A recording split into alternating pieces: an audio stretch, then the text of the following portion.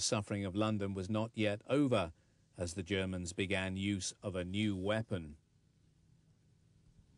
Although the V2 rocket, more properly known by its A4 designation, was an army rather than a Luftwaffe project, it has a fitting place in this account of Germany's most advanced airborne projects during the Second World War.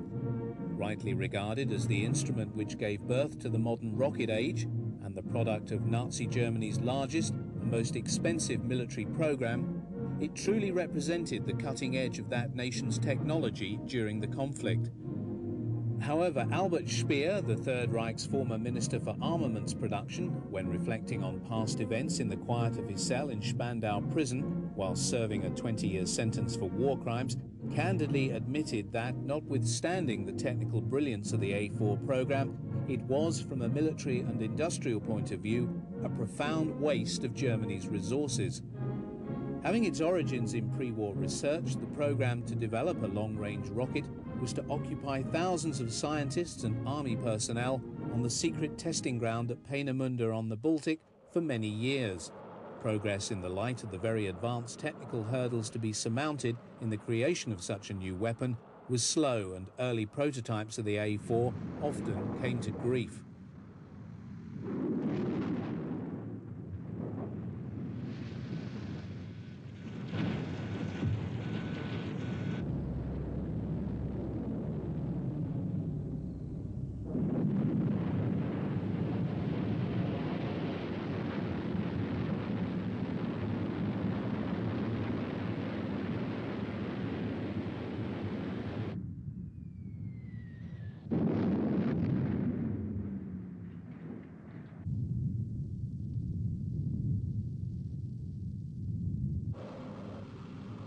It was on October the 3rd, 1942, that the first successful A4 launch took place from the Test Stand 7 at Peenemünde.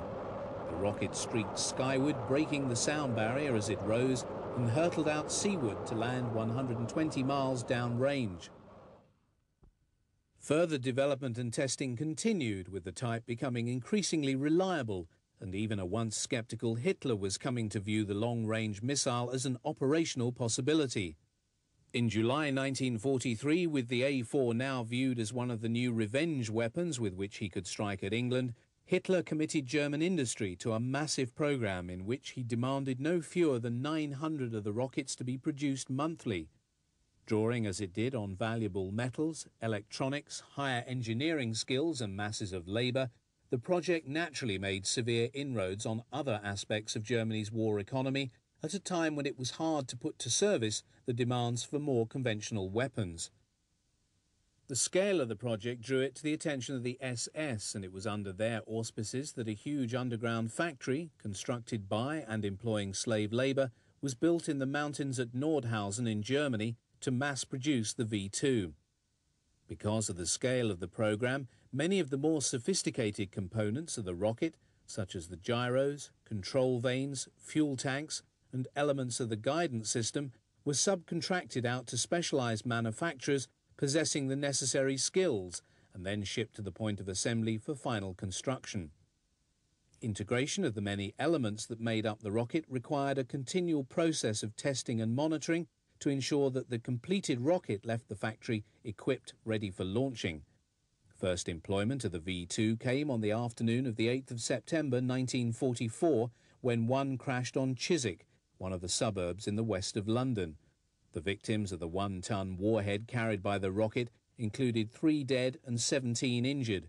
Launch point for the missile was The Hague in Holland.